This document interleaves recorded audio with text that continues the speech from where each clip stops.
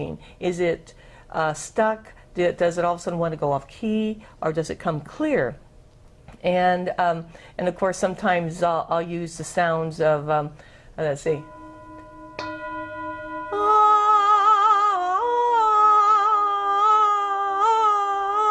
Trying to push the energy, because sometimes it's like a plunger, you know, going trying to unstop a toilet, and so you push on it, hoping that, of course, that will get clear, right? And very much like a drill going in. But use the low one, because it's important that you realize that maybe the sound isn't always pretty. It depends on the job it has to do. If you think of building a house in carpenters, they have to sand the wood. You've got dust all over. It makes a different noise. And there's sometimes where it really needs to be, let me rephrase that. You don't judge the noise by how pretty it is. You judge the sound by what's needed, by whatever the blockage is, whatever the issue is, has a tone that it resonates with. So show some of the deep ones. Okay, here, let me hand this to you.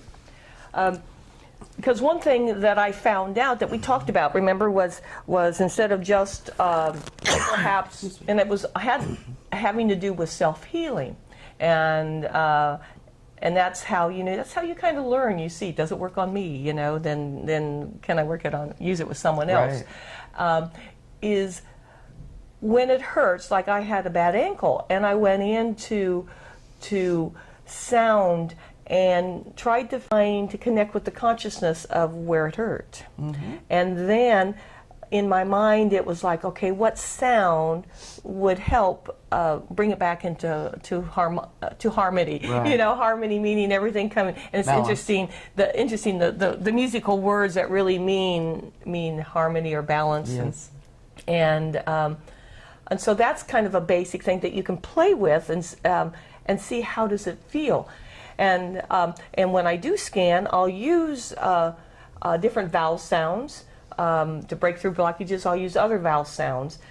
Sandy was talking about this deep one, you know. So and we would be working. She's so deep. Growl. Growl is good.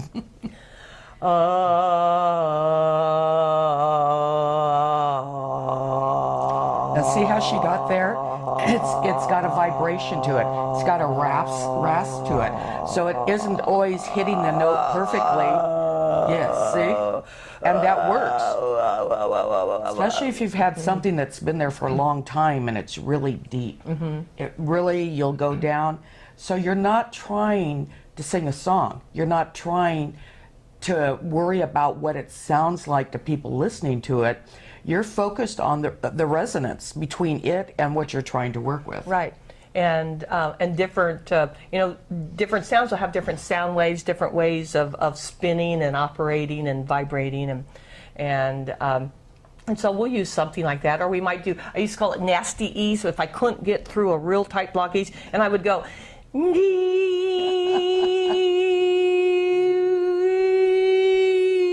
get that nasty ease. And then if I wanted to soothe, I might do and allow the sound to go where it wanted to. Because you remember when you call in at the very beginning of any healing session where you're there with balancing your own consciousness and getting to a higher consciousness as you can, you're also calling in Source to co-create with you.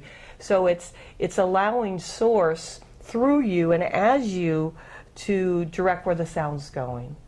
And so the sound aspect is a fun one to practice with yourself and try different sounds.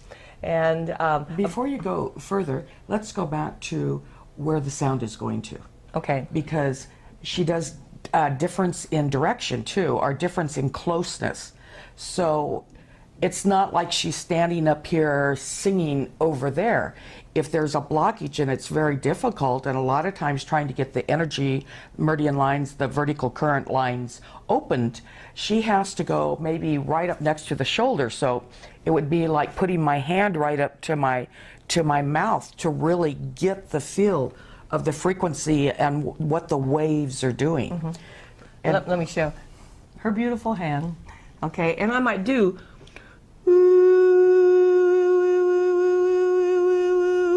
and in my mind I would actually I'm not just feeling it, but if there's a blockage in the arm, I may be imagining, sensing, seeing, whatever sense you have, that it's going up the arm.